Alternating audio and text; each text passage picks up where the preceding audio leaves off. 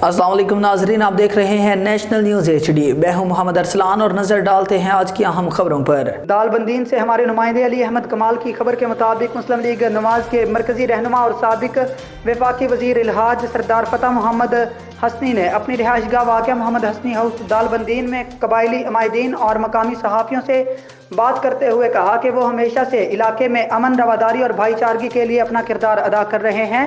चागी समेत पूरा रक्षान डिवीजन हमारा घर है।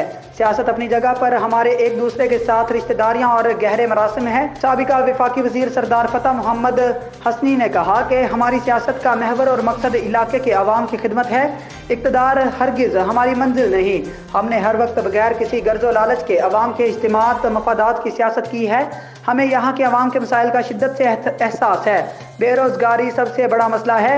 रिकॉर्डिक प्रोजेक्ट में मकामी बेरोजगार नौजवानों को रोजगार की फराहमी अशद ज़रूरत है। इलाके के नौजवानों के साथ किसी भी किस्म की नाइंसाफ़ी को हरगिज़ बर्दाश्त नहीं करेंगे।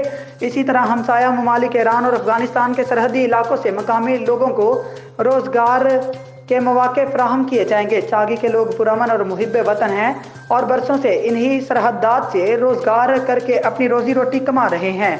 यहाँ के कबाइल ने अमन व अमान बरकरार रखने में मुल्की इदारों के साथ हरावल दस्ते का किरदार अदा किया, जो कि नेक शगुन है। इसलिए दूसरे ममालिक की सरहदात से यहाँ के अवाम को खसूसी रियायत दी जाएगी। सरदार फतेह मोहम्मद हसनी ने मजीद कहा वो बहुत जल्द दालबंदीन में ग्रैंड मशावरती जिरगा बुलाकर अहम मसाइल का मुतल्लिक लाइहा अमल तय करेंगे।